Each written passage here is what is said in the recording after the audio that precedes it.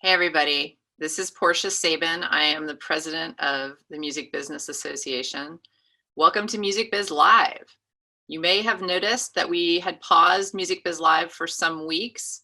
The show must be paused, and we did pause it. We have to take this moment, and I think everybody in the industry has been pretty serious about taking this moment to reflect on what's going on in our world and our industry. I wanted to also mention that, while we're on this live today, and it's going to be a really great one, there are people in the streets still here in America and all over the world protesting for racial equality and against police violence against Black people. So, we have to keep that in the back of our minds forever, while we're also trying to work on what we're doing, which is very important as well. I'm very excited to come back to you to Music Biz Live with an interview with Ghazi from Empire. Empire is one of the most successful independent companies in our industry, and this is their 10-year anniversary. We're going to talk to him about that. And Ghazi has amazingly gotten for us another guest, Fat Joe. This is an incredible opportunity for us to talk to an icon of hip hop, a man who's been in the business for 30 years, about the business part of being in the music business, not just the artist part. And he has a lot to say about that. He's had so much experience in so many different ways. So I can't wait to get to the interviews. But before we do that, I'm going to bring on my friend, Deborah Fairchild from Viva Sound, and she's going to give us a little message. Deborah. Hello, Portia. Hi. Thank you for having me. I'm really excited to be involved today and hear Ghazi and Fat Joe speak on all the cool things they're going to talk about. But today we are super excited at Viva. We are launching our new product. It is called Viva Collect, and it's the world's first file sharing collaboration with credits built into it. So you can keep up with your credits, your videos, your audio, and collaborate online and securely, keeping all of your unreleased files safe and secure. So with that, we are also offering all of the Music Biz members a discount code, and that'll be sent out after this. But before we get to the awesome session today with Ghazi and Fat Joe, I wanted to show you a promo video. So here it goes.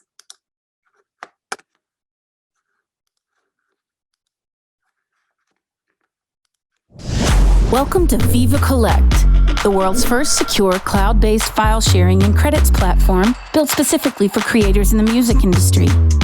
Every file from a song demo to mixed and mastered projects and podcasts are kept safe, and every credit is accurately recorded, thus keeping all of your released and unreleased music organized and easy to find.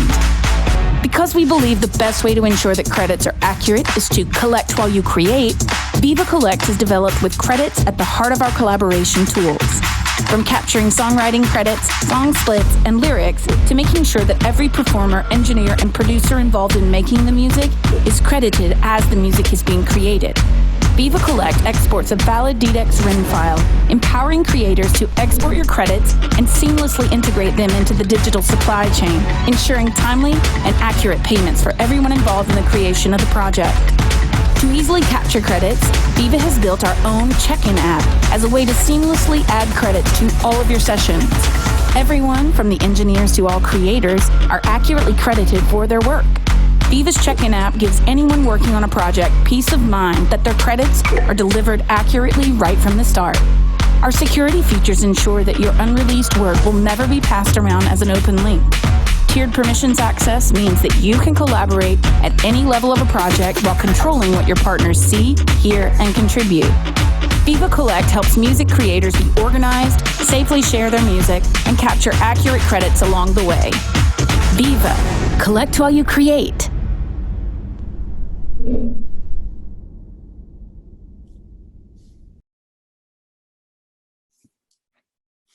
Thanks, Deborah. I hope that I'm live right now. That was awesome, really cool, and congratulations. We're excited to have Viva Sound as a member of Music Biz, and I'm excited to have you as my friend.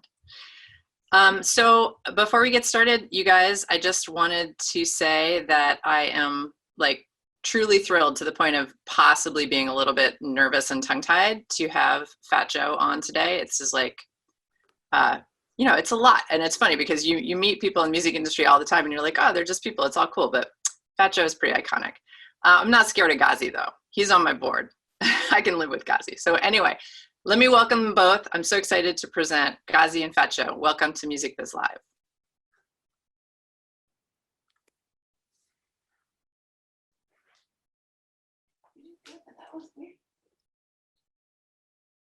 Hi guys.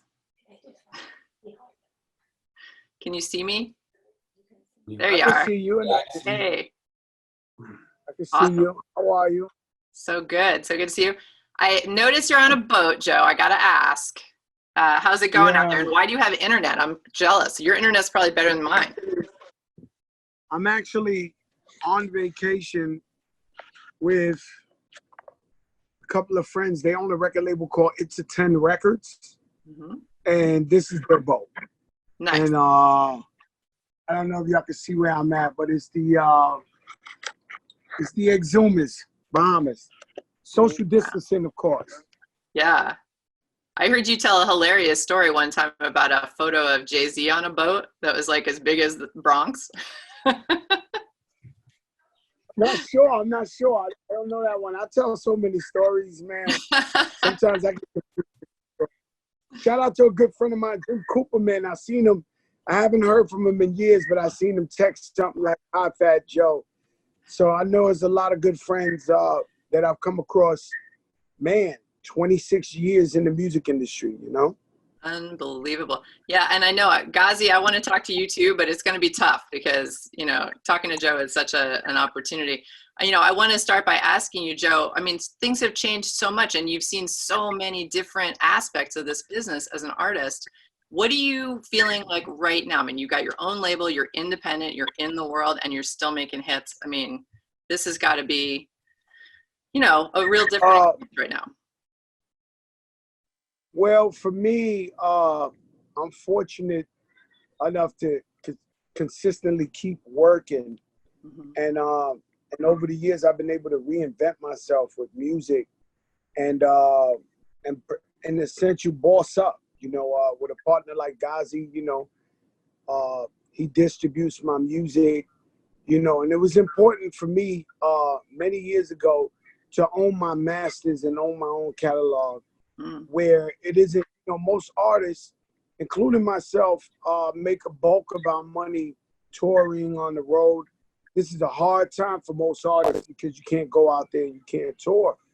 But it allows me to license my music. It allows me to stream my music. You know, it was different before. Before you had to actually go to the store and purchase the physical. You know, now they get it online and it's a 24-hour store. You know what I mean? I would say it's a really fun time for a young, hot artist right now who their fans, all they got to do is just click on to the phone. And you know, it's in a sense, it's way easier. You know, I remember the days of when I was signing Relativity Records. We made these, shout out Alan Grumblatt. We made these big giant posters of Fat Joe the Gangster. And I went all around New York, even though I had the #1 single in New York and was gluing. I would come back looking all white. I put glue on the posters and put them up myself. I remember sitting outside the train stations, giving out flyers. Fat Joe the Gangster, my new cassette dropped today. So, you know, you have to put in that real elbow grease. Now, I think, you know, if it flies on streaming, it flies. Right, right. And, you know, we have something like 20 countries, people from 20 countries watching this right now. And I think, you know, Ghazi, you've talked so much about the power of streaming. Part of the power of streaming is it's global. And, you know, we can instantly reach people all across the world. And, you know, if you have a song that's hitting somewhere where people are resonating with it, you can see that immediately. And that's a big difference from 30 years ago. Do you want me to comment on it? Yeah, please. I mean, obviously the first inception point was people getting computers and dial-up modems and broadband. And that was the first entry point into mass consumption and globalization of music. And we saw what was going on with Napster and all that really early on.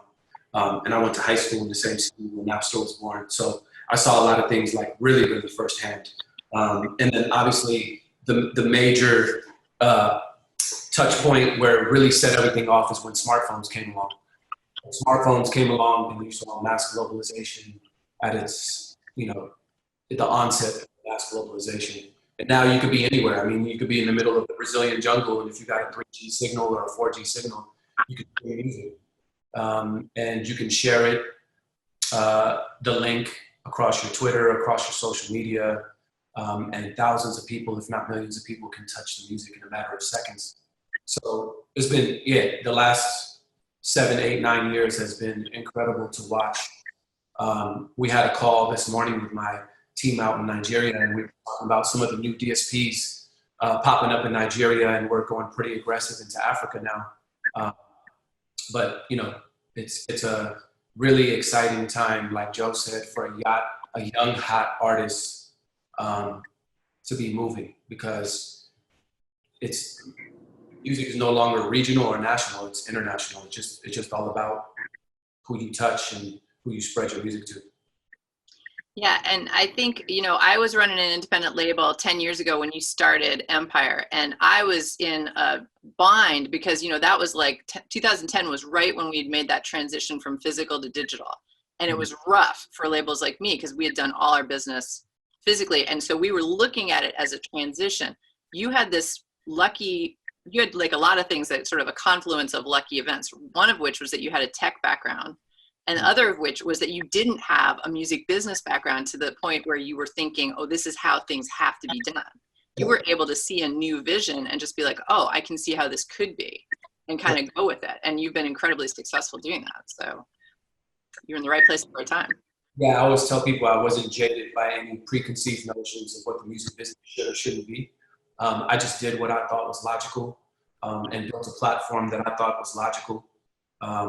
A lot of that was rooted in just speed and precision. How fast can I get things out? Because I knew that we were going into a swipe culture where people just swipe things and they want instant gratification. So if, just to tell you a quick story, since Joe is the master of storytelling, I'll be the second fiddle here. But Joe, Noriega actually is the one who connected me to Fat Joe. And Noriega called me one day and said, hey, Joe wants to talk to you. He heard you're doing independent distribution. And so my phone rings, we're on a quick conference call, and Joe's on the other line. He said, I heard you can get me a placement on iTunes. And I said, I don't know if I can, because I'm not distributing the record, but I can make a call for you. He said, if you get my record into the hot new releases section, new and noteworthy section, which was the section that everybody wanted on iTunes. He said, get me into new and noteworthy, and I'll switch my distribution over to you. And at that time, he had a really hot record, which is now gold, close to platinum, called Another Round with Chris Brown. And I made my calls, and 24 hours later, I called him back and I said, you're a new and noteworthy. And he said, you're a man of your word, I'm a man of mine, I'm gonna switch my distribution. And within 72 hours from there, we already had switched the distribution over and started to move together. So the precision and the ingenuity of doing things quickly was really important. And then the second facet that was really important early on was just making sure the accounting was clean, because we're in an industry that never enjoyed any level of transparency. There was never any transparency. People never understood what was going on with their records. And I'm sure Joe can speak to that. We probably used to wait 1.5 years or 2 years for one accounting. And we were giving out accounting not only every 30 days, but also every 24 or 48 hours if somebody called us and asked us what their numbers were. And then eventually we developed platforms that report every 24 hours. But this was early, this was 8, 9 years ago when a lot of companies.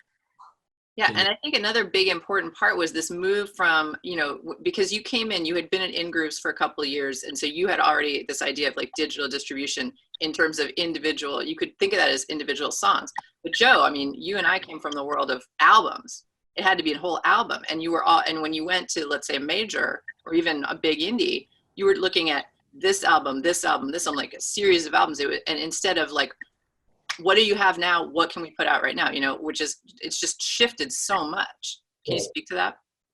Yeah, we just look at it as content. Go ahead, Joe. Yeah, guys. No, go ahead. I was just going to say, well, we always just looked at it as content. We never cared what format it came in. Right. It was short answers. So So, after running an independent label, it's about, the way I break that down is almost like you can't own a donut shop and a bagel shop and wake up in the morning. We wake up in the morning and go to work, and we go by the train station, and you have no bagels and no donuts or no coffee to sell us. So we try to have as much content as possible and new music, and it was album driven, and now it's pretty much single driven. But when you got artists like me who want to give the fans a body of work, I still put out albums, just for the quality, not the quantity, just to have somebody really see the growth and see where I'm at. But I mean, at the end of the day, the name of the game is to adjust to whatever makes sense for you, whatever makes money for you. That's pretty much it. Yeah. Oh, I mean, I come from the indie rock world, and people still want to make full albums. I've never met an artist that was like, oh, I just have one song or just a series of singles. Like they have a whole album that they want to put out there. But Joe, I'm fascinated. Can you talk a little bit? You said you own your own masters. You were able to get your masters. That's such a huge thing. And for young people listening today and young artists, what kind of thing do you like when you go into a deal? You're going to talk to anybody about any kind of a deal. Would you say owning your own masters is absolutely a key point?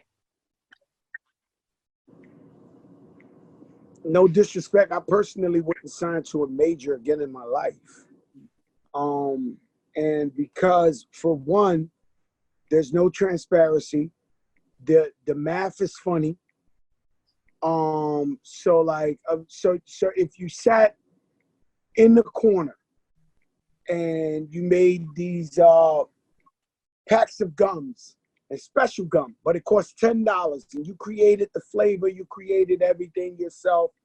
And if you sat out there all day and you sold a $10 pack of gum and you got 12 cents for it, I don't think that would be a very good business to be involved with. And so for me, to give you a history, I was on a major label. I was on Atlantic Records, and I had sold 2 million records. And I remember I had a billboard. It was like a 6-story billboard when you walked in Atlantic. And I would go in there and I'd be like, yo, I'm the man. And then my next album I put out, I sold 500,000 records. But at the time, they had signed a young artist named T.I. And T.I. just sold 2 million. And in my face, they told me I was a failure, right? And I went home that night and I couldn't sleep. I was looking up at the ceiling. I said, well, coming from the projects in the South Bronx, if 500,000 people buy a record, how could that be a failure? And then I started doing math. If I sold 500,000 records independently, I would make like $3 million. So I went back to them. I said, you're right, guys. I'm washed up. I'm a failure. Just let me go. I'll maybe make some underground records. You'll never hear from me again. And they let me go. And then I remember I first went independent with Capitol Records, and we sold 4 million singles of Make It Rain. Wow. And another 400,000 records. So and that's been the story of my life. And so what I tell artists, if artists are on here, Ghazi, the music industry is pretty much, they'll find a racehorse and it'll be the most beautiful racehorse and make millions and millions of dollars off this racehorse. And the minute it gets something wrong with its leg, they want to shoot it and kill it. And fortunate enough for me, when I got a little hurt, I called up Ghazi and I said, yo, guys, I need you. I have a song. I think it's a super smash, but I need your team. I need your radio. I need you this. He said, done.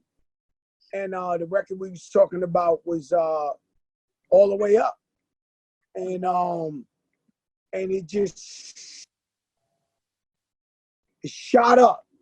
And so something that's so beautiful about what Ghazi and Empire does is they show the respect to a Snoop Dogg, a E40, a Fat Joe, a Jim Jones, as well as Extension and all the young artists as well. And it's just, I refuse to let anyone dictate to me when I'm punch drunk or not. I won't. If I know I got it in me, I'm gonna go for it. And I personally put my money where my mouth is. And Ghazi will tell you, I don't have a problem. If I believe in it, I'll spend the money. I do not care. I'll spend the money on a project. I'll keep promoting. I'll go for, sometimes I win, sometimes I lose. One time I had a record with Kanye West. I swore it was a hit. I had to pay $300,000 to Hype Williams for the video. I had to spend $500,000 on it. Like, I mean, enormous, but I refused to think it wasn't a hit. Hey, the record was not a hit. It was a fucking bust. But at least I felt happy knowing that I was in control of the situation. And you know, another thing is when you're signed to a major, it's always you're asking, like, so you got to sit down with them. Will you press the button on this one? Will you go for it on this one? And then you really, as an artist, never know what they really spent on promoting, or if they really even just say, yeah. But, and I had records throughout my career where I felt like they were smash hits that didn't go nowhere. And I was just like, and now to this day, whenever I hear those records, whenever they come up, I'm sitting in the club and they play it, it hurts my stomach because I knew it was a hit. I was like, now if I'd have been with Ghazi and we'd have put up our own money and this record would have been a hit. So that's the freedom, the liberation of being independent and pushing your own music. And you got to know how to win, and you also got to know how to lose sometimes. Yeah, I mean, it makes me feel, I like to go to Vegas and play blackjack, but my rule is I lose 3 hands in a row, I walk away. But that's how, you know, when you're running an independent label, you got to learn to lose. Like you said, you got to say, listen, we did it, we gave it our all, we put a lot of money, and we're not going to throw good money after bad because it's not going. You know, it just happens. So Ghazi, I want you to talk a little bit about record deals, you know, the deals that you do with some of your artists, because I've heard you say in the past that you do it all different ways. You know, what makes you tailor it to what makes sense to the artist, like what they need and what they're looking for. So do you want to talk a little bit more about that? Because I think, you know, record deals, man, I would love to do like a huge seminar on record deals for everybody, because I feel like it's the least understood part of the music industry. I mean, there's a lot of parts of the music industry people don't understand, don't get me wrong. But, you know, the deal, people don't get it. But like what you're really putting into it, what you expect the artist to put into it. And Joe, I like what you said, because this is your money. I mean, when I ran a record label, it was my money. It was either going to feed me and my family, or it was going to go behind this record. You know, people don't understand that. They think that this is like money that you've got laying in your closet or something. Like, no, this is my money. Here's the thing. Fat Joe is a very unique human being in the fact that everything that we've done together, we've shared costs on. Most artists are not willing to put up their own money. He's also a seasoned veteran, so he's seen a lot, done a lot. So he understands the uniqueness of him being able, of having a situation where he does have his own money to invest. Most people won't invest their own money. They want to use other people's money live out whatever it is they want to live out, or deliver whatever it is they want to deliver. In our case, we share all the costs. So I feel like I say that all of our deals are partnerships, but my deal with him is like the extreme version of a partnership, where we both carry our weight and we both deliver when it's time to deliver. If he called me like right now and said, I got a record I need to impact in 2 weeks of radio, I'm putting up the X amount of dollars right now, can you just reimburse me in a week? It's not a problem. I know his word is solid and my word is solid, because we have history together. But with that being said, traditionally, the first thing that we did as a company that was a little bit different than other companies was we were the distributor and the label. In many respects, the parent company is the distributor, and then the label is the A&R and marketing arm of the distributor. And the label pays a distribution fee to the distributor. So what we did from the very beginning, we said we're the label and the distributor, throw the distribution fee out. And in the very beginning, that was really hard for a lot of attorneys to wrap their head around. They always thought that there was something hidden in the contract. There's nothing hidden. There's no distribution fee. I am the distributor. I'm not going to double dip you. If we do a 50-50 deal, it's a real 50-50. I'm not paying 20% to somebody else as a distribution fee and then deducting that in the background. And now that's pretty common. But 10 years ago, people thought that was crazy because they were like, how are you going to make money? And so, and then as you fast forward over time, the other thing that I made a rule here internally in the company is that we would never do royalty-based deals, ever. I don't do royalty-based deals. I think they're a disaster. It's like a horrible bank loan, a horrible credit card APR. You will never recoup. I have an artist that sold 10 million singles at a major label on a 20% royalty. He's unrecouped. How can you go 10 times platinum over the course of your career and not be recouped? That's just not a system that's set up for success. And so I always said that our deals would always be JVs or better. I stuck to my word. I've never done a deal where an artist gets less than 50%. We have what we call our JV deals, which are in the 50 range, and then we do a lot of hybrid deals that can fall anywhere between 50 to 80%, depending on what we're doing or not doing. Are you bringing your own money? Are you bringing your own resources, your own A&R? Are we doing everything top to bottom? Are you in the first 10% of your career or in the last 20% of your career? Are you somewhere in the middle? So I always try to tailor the deal to whatever the partnership calls for. I like to say that the major label system is more of a light switch. It's on and it's off. And our system is a dimmer. You can crank up or crank down as you see fit. And so that's kind of been the methodology and the thought process that we've had for the last 10 years. And it's done really well for us. And I always feel like as long as you don't, never overpromise, underdeliver, just stick to your word as best as you can. More often than not, things end up working out, and then you have long-term relationships. And the beauty of it is most of the people we've worked with have been here for many years. We don't lose a lot of our relationships. That's really important to me. Yeah.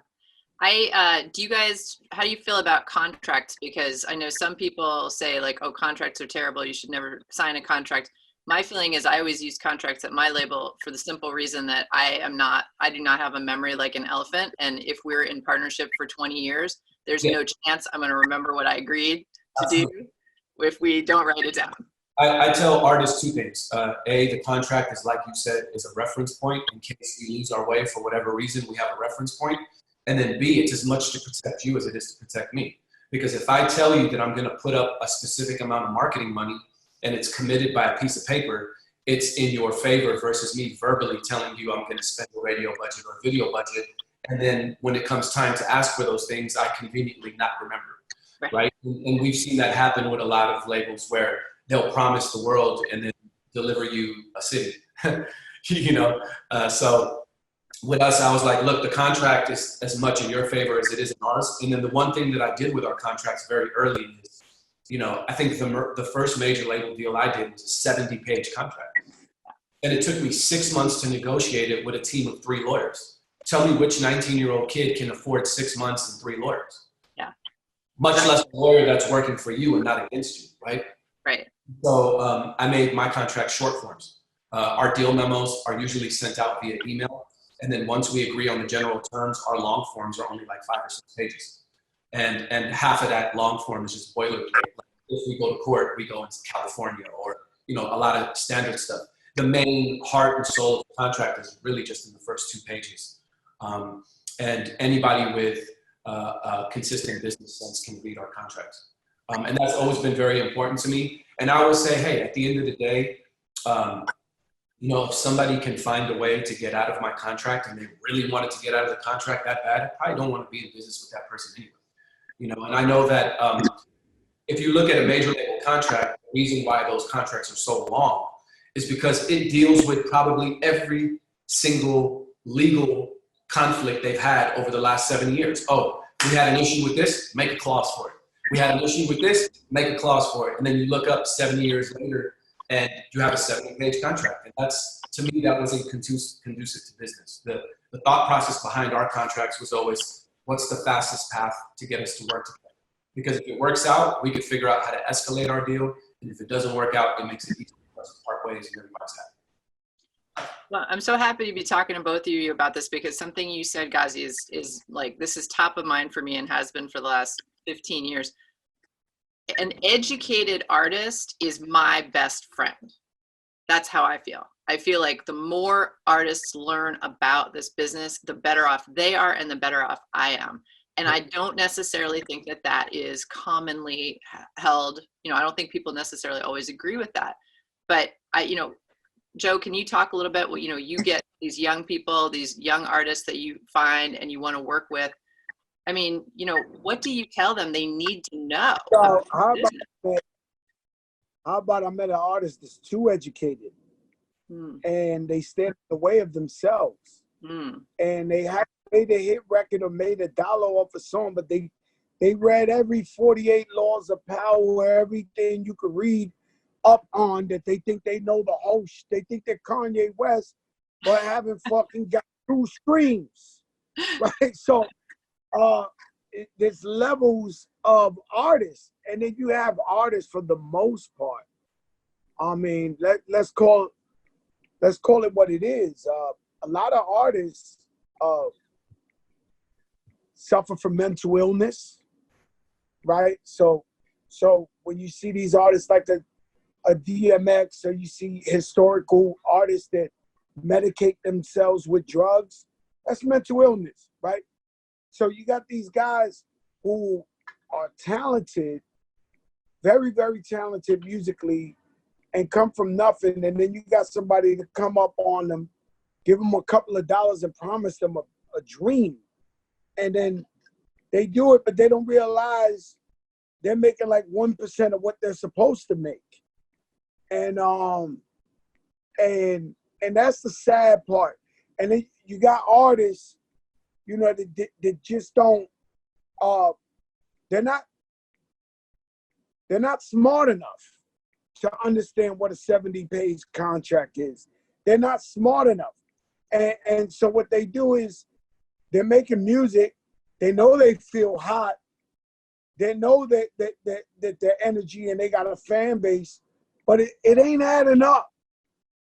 It ain't adding up. Like Ghazi's saying, he knows an artist that sold 10 million singles and hasn't recouped. What kind of money the label had to give him to not recoup? I mean, it's all streaming, right? So, and this is the shadiness, this is the unfairness of the business, and this is a time in life. I'm not trying to go there and say Black Lives Matter or whatever the case, but this is a time that if the music business really want to do a cleansing, a holiness, and say to themselves, man, we made enough. Like, we've been taking advantage of these kids for so long. How can we revise some of these contracts we have? There's a contract that I had, right? There's a contract I had to where I signed a publishing deal with, and I'll tell you who, Warner Chappell, and I love Warner Chappell. They're good people. We worked it out. But for years, being that I signed to them when I was on Atlantic Records, the language was saying you have to release albums and music on a major label. But how I went independent and sold 4 million singles with Make It Rain and platinum, this and that, they were collecting on it, but it would never come off as it's a major. It was a fucking bullshit. It was just straight bullshit. And they basically didn't count your albums as being major label releases. Meanwhile, we selling hundreds of thousands of records. We're going platinum. They're collecting on everything. And I had to really, really fight. And I love Warner Chappell. Beautiful people. They came to their senses. But these are the type of things I'm saying that needs to be looked at and say, yo, you know what? This is unfair. And I think the approach Ghazi takes is always artist first. You know, Ghazi was a musician. He produced music. He was an engineer. So you have to always say, all right, is my artist happy? Because if your artist isn't happy, then there's nothing really there. Like, if your artist isn't happy, then there's nothing really, really there. Do you really want to hold somebody hostage? I mean, we learned from Prince, huh? He had to change his name to the symbol. Like, come on, man, Prince. So I think this is a good time. This is a terrible time in America in search of racial equality, but it would be a good time for the record labels to analyze what they've been doing and how they've been taking advantage of artists and just make it fair. How much money's enough? A guy sold 10 million. I remember one time watching the Fugees on an interview. They sold 30 million records and they were talking about they weren't recouped. Something's wrong. Something's wrong. So, you're absolutely right, and this is an opportunity, right? There's a chance here for things to change. One of the things I want to ask you, though, from your perspective, you come from the projects in the Bronx. You think these young kids today who don't know anything, not the ones who read everything on the internet, but the ones who would like to make some money, and someone comes along and they say, "Here's some money." You know, what do we need to teach those kids to understand about the business so that it's not just so tempting that they have to say, "Oh yes," and not really read the fine print? It's always going to be tempting since the days of James Brown's and Ray Charles. Here you come, the knight on the shining horse who comes up to a young, underprivileged kid that's talented and just robs him of his natural resources. That's it. They're going to come, they say like this, all right, you've been in the projects, your mother smokes crack, your father this and this and that, or I'm going to give you a couple of dollars and then you're going to be this huge superstar, you know? And then what are you telling the kid to do? Is that or join a gang? Is that or, you know, never get out of this predicament they're in? They're going to take the deal every time. Mm-hmm. They're going to take the deal every time. And so, and it's almost, let me tell you something. I bumped into a lady. I was flying overseas one time. This is crazy. The woman was a flight attendant for maybe 30 years. Older woman. God forbid how much she was getting an hour, right? Like, so 30 years, right? So I start, and so she says, they're pushing me out. They want younger flight attendants. They want this. And she thought it was like almost like an ageism thing. But I realized it really wasn't an ageism thing. They wanted to hire a new young stewardess so they could pay them $9 an hour. They paying this lady $300-something an hour, mm-hmm. Right? So that's the cycle of the music business. You take a young kid, and throw him a couple of dollars, throw him a bone. The guy sells and makes me a couple of millions of dollars. Soon as he figures out, hey, I really got to get paid on this next contract, throw him to the dirt. Get him out of here. Let's take a new sucker. Let's go. And this has been the cycle before I was born. This was before I was born. You know, and it's still like that to this day. So if the quote unquote big time record execs are on this live right now, you know, now's the time where you can make things right. Ghazi, what do you feel like in terms of what kind of systemic change do you think? I mean, obviously, we're all agreed that systemic change needs to happen, but what do you think are some realistic outcomes that we could see in the industry if we work together? I mean, I can't really speak on other companies because other companies are dealing with infrastructure that's 70, 80, 90 years old and dealing with a lot of legacy contracts and things of that nature. I can only speak for myself. And I made a conscious decision in 2010 when I started my company that it was going to be wired a little different. And I always like to use the analogy that we are to the music business, maybe what Tesla is to automotive. It looks like a record label from the outside, but if you spend 10 minutes inside of our building, you'll immediately understand that the guts of this vehicle are a lot different than other vehicles. You know, from the very beginning, I've always been about inclusion and diversity. So that alone changed the way we were mentally wired as a company. I'm probably the only record label in the business that's half the employees are women.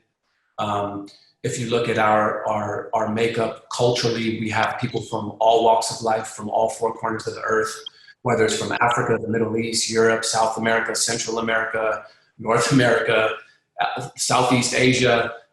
We have, it looks like the United Nations when we do our holiday parties. And I'm very proud of that because I believe it's representative of where the world is headed.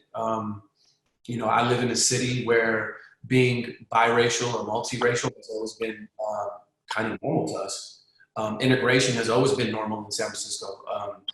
We've always been kind of progressive about inclusion and things of that nature. And I think that growing up here gave me that mindset when I built my company to not only build a company that was inclusive from a staff perspective, but inclusive from a partnership perspective. Let me include your ideas, your struggles, your challenges into my business model, so that when I build my business model, it's a symbiotic relationship, and that relationship can prosper because we're on the same page. And so I highly agree with you about when it comes to education. I might teach 10 kids the game. Maybe it only connects to one of them, but hopefully that one kid will go teach it to 10 others. I spend a lot of time still in the studio, hanging out in the rooms with the artists and giving them free game. I run into people on the street and still educate them about stuff. I've flown all over the world and done panels, and I'll leave the panel and hang out in the hallway for a couple of hours, because that one or two answers you might give somebody might change their trajectory in life. And so I'm always a big fan of enabling people with information. And I think that's created this whole trajectory of how we work as a company. And I've had a lot of lawyers reach out to me and say, hey, you guys were really instrumental in shifting the landscape of what type of deals are out there, because, you know, X label or this label might throw out a deal, then you guys might come in and offer the same amount of money or relatively close to the same amount of money, but much more favorable economics. And I always tell artists, if you want to be babysat and you want to be told what to do, how to do it, when to do it, go sign to a major label. If you want to learn to pull your own weight and you want to learn to be empowered, come work with me. Because the message that I'm giving you here on this call permeates from top to bottom. My whole entire staff. It's not really a top to bottom thing here. We all work together. It's one unified. It's all hands on deck. Well, I think just just letting artists know that they have options is a huge, huge benefit, because for a long time, I think artists didn't have options. And I feel like, it's really tough. Like Joe said, when someone comes with a bunch of money in their hand and they say, let's trade your talent for this money, it's difficult. And people do it all the time. And it's not always a bad thing. There's times in your career where it might make sense, because you're in a different place, because you're more like Joe. I mean, Joe's got a lot of options. He's a mega star who's been doing this for 30 years. But a young kid off, out of nowhere with nothing has to understand that he or she has options. I think the one thing that has changed, Portia, in the last 2 years specifically, is the term of deals, how long they are. Mm-hmm. Typically in Joe's era, artists were signing 7 albums. Right. And now, when we first started doing record deals that were like JVs, we were doing one-offs, one album. And if you're happy with this one album, then I'll earn your business for a second album. And then eventually we moved to 1+1s and 1+2s. But we don't really do those 5-album deals. Excuse me. We try to just build a relationship and then keep renewing as we go along. And honestly, ultimately, it ends up costing me more money to do it that way. But Joe said something really important. If the artist is not happy, they're not performing. So a lot of this is very similar to the sports world, where if you have a disgruntled player, he's not going to give his best on the court. And then what's the point of underpaying him if you're not getting performance out of him? You'd rather pay him for his performance. And so it's pretty, to me, it was just always logical to do it that way. Yeah. So let's talk a little bit about the fact that artists cannot perform right now because of the pandemic. What are you guys doing at Empire to sort of take up the slack and to talk your artists through this time? I think we lost Joe, by the way. Yeah, I'm hoping he'll be back. We were fortunate that we're a very content-driven company. And so we had a lot of content sitting in the vaults, ready to go. And when we saw what was transpiring in the marketplace, we were ready to go. Like we've consistently had an onslaught of content coming every Friday. And we've done a lot of new deals. In a period of time where a lot of people are laying low, we've done deals, we've hired new employees. We're continuing to grow as a company because I feel like in terms of like where the world is at, we were wired for this. We've always been a tech forward company. So, you know, I think the first 2 weeks of COVID, I hopped on one of our marketing calls and we had 100 people on Zoom. And I turned my camera off and I put my mic on mute because I was just amazed at how organized we were and how we mobilized as a company. And it was a real proud moment for me 10 years into the company to say we're in a catastrophic place in the world and we're not missing a beat as a company. It was pretty impressive to see. And I was really proud of the team that we've assembled and the way we work as a company. So although it's been a little challenging because you can't do studio sessions the same way and touring has been cut off and things of that nature, we haven't stopped the creative process. And the creative process is still flourishing for us. You know, in terms of circumstance, we're faring very well, and I'm pretty proud of the way we've been moving as a company with our partners. Have you guys done anything with your artists, like anything creative to sort of help them get through, you know, this tough time when they know they can't tour? You know, are people... We've shot some original content that we've been releasing, and that way, we've done some things Instagram Live, that nature. You know, Joe's actually a perfect example. I mean, he's become like the fixture on Instagram. So she was asking what he's been doing during the downtime and the challenges of it. Well, me, guys, I heard you. Well, my battery ran out, guys, so I had to. Well, me, guys, I'm very different. I'm a hustler. I grew up with nothing. Nobody gave me nothing. So I'm always going to make something out of nothing. So I started an Instagram live show at 8 o'clock at night every day, every weekday. And it was just to get people over the fears of Corona and talking to them and talking to my audience and staying engaged. And before I knew it, one person came and said, "Can I sponsor your show?" Then another person came and said, "Can I sponsor your show?" Then Ciroc came and said, "Can I sponsor your show?" Then Duce came and said, "Can I sponsor your show?" And it's actually making a lot of money. So it's like, you know, you gotta be able to make something out of nothing. And pretty much I've been staying on the fans' faces and doing some of the greatest. It's I think it turned into a new career. So the show's getting picked up by Revolt TV, and also we got some we in discussions with Netflix. So, you know, the Fat Joe show turned into a whole new animal. Mm. So because of Corona, and then we have the Verses with Swiss and Timberland put together some of the most amazing celebrations of music. So a lot of D-Nice, a lot of great things came out of quarantine and Corona. Mm. But you just have to be committed, man. With everything, you just have to be committed. Nothing's just gonna come and fall on your lap. Right. The silver linings of Corona have been sort of surprising. I want to make a comment about that question. Go ahead. I was telling people, obviously with change comes opportunity. And last night I was watching something on History Channel. I'm a big fan of entrepreneurship, and I'm a hustler, same way Joe is. Like, I did everything under the sun to get to where I'm at. I watched the show on History Channel yesterday. I asked everybody to watch. It was called The Food That Built America. Fascinating. It's about how Hershey's got their start, how Mars got their start, McDonald's, Kentucky Fried Chicken. Kentucky Fried Chicken started in a gas station, and Colonel Sanders was able to re-engineer how a pressure cooker worked so that he was able to cook fried chicken in 8 minutes rather than half an hour.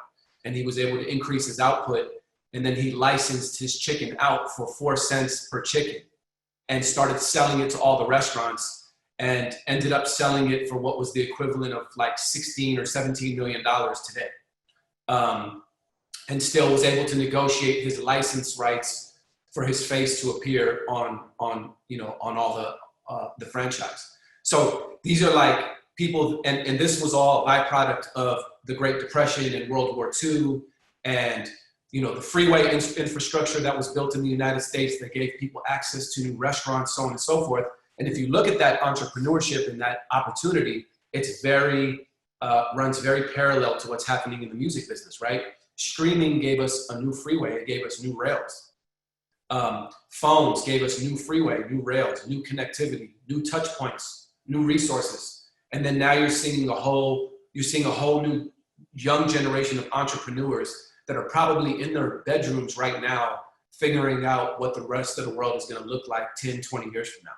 The same way I was sitting on the floor in an empty office 12 years ago, starting to program my software and build the infrastructure for what would become this company today.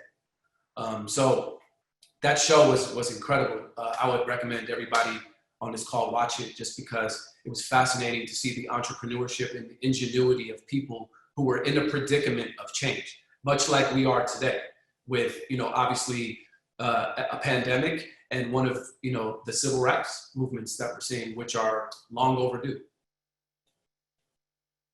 Joe, you're on mute, bro. What's the name of the show? The Food That Built America. Oh yeah, I'm gonna watch that. Man, they showed how they made M&Ms, and the way M&Ms were sent to the soldiers in Europe for food. And then they brought M&M back to the United States, and it became the greatest seller of candy ever at that time period. Wow. Portia, you're on And I'm on mute again. No, it was me. Sorry. We got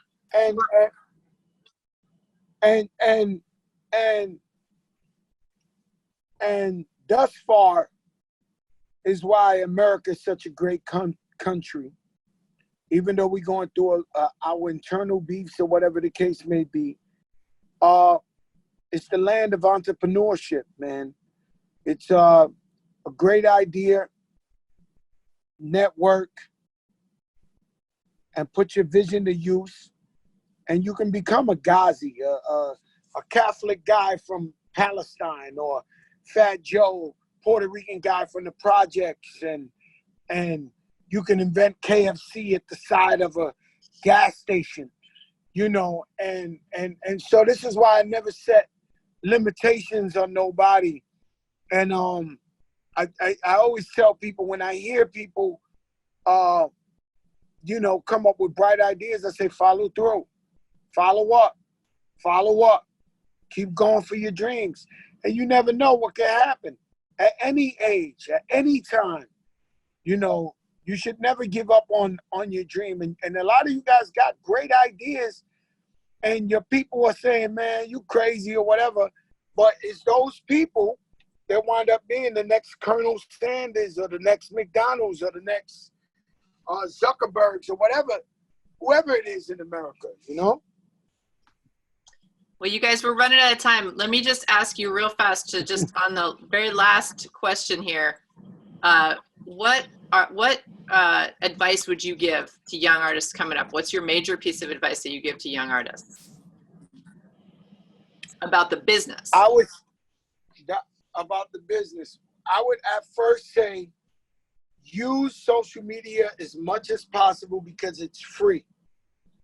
So just use it and use it and use it and use it and use it and abuse it and just use it because it's free. Everything else you gotta pay for.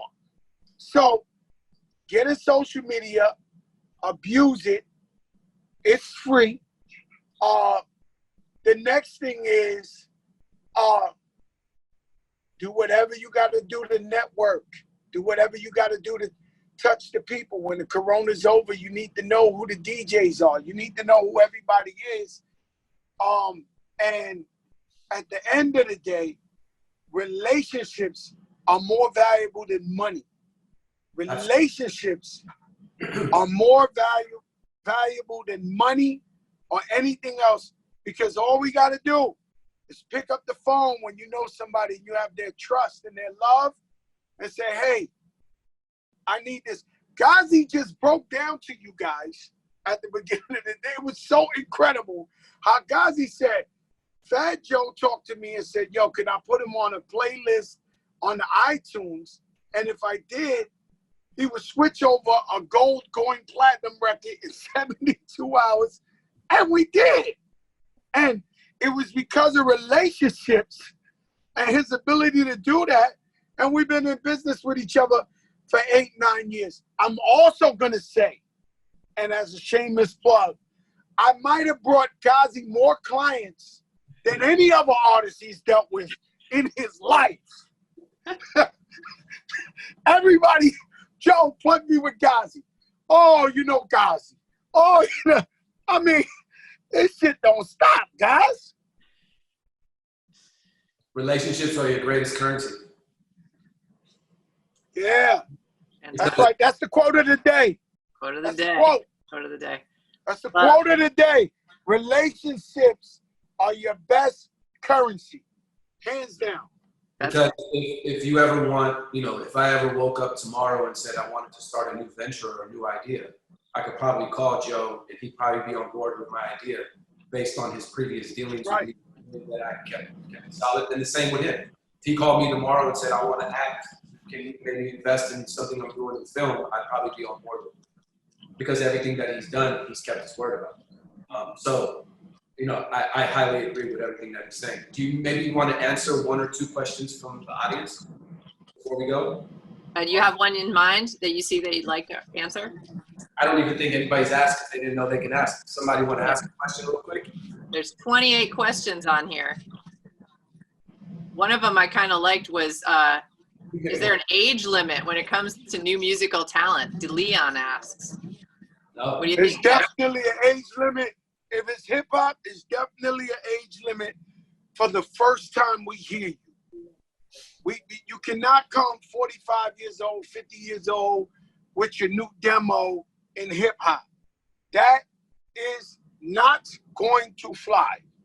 I do not care who you are. It's not gonna fly. I mean, There is an age limit. I don't know in country. I don't know in country music. I don't know in other genres, but that is definitely not gonna happen. Didn't 2 Chainz pop off at about 40? He might be the exception to the rule. Nah, he wasn't 40. He looked at a hot 30. He looked at a hot 30. Nah. 2 Chainz is 42 now. So he's been around 15 years. He was a hard 32, looking about 40, but he was 32. Oh my God. Any other questions that you want us to answer? Let's see.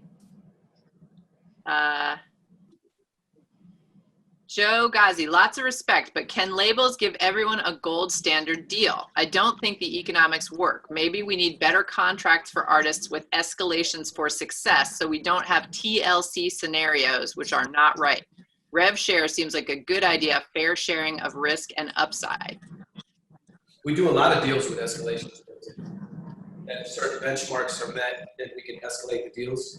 And then we oftentimes reformat our deals as we go along. So if we sign, say, an artist to a development deal, if we're maybe like a 1 album plus 1 album, and we release the first album and it starts to take off, we might quickly reformat that deal and based on the success of the artist. We do that all the time. And I agree with you. It's just that wasn't the way it was done traditionally in a significant portion of the industry. But for us, it's pretty. Joe, I got one for you. What inspires you when you have a failure or a miss?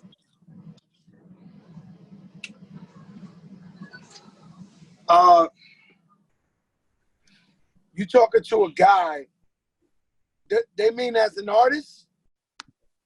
I think just in general. I think in business, in life, Well, you talking to a guy who's too confident. And you're talking to a guy who believes in himself more than anybody I need to believe in me. And I always say I'm the Big Papi Ortiz, the baseball player, David Ortiz, of music. I either strike out where I fall on my face or I hit a grand slam out the park. Anything else, I don't believe in playing it safe. I believe in going for it every time. And Ghazi knows this. I'm the same way.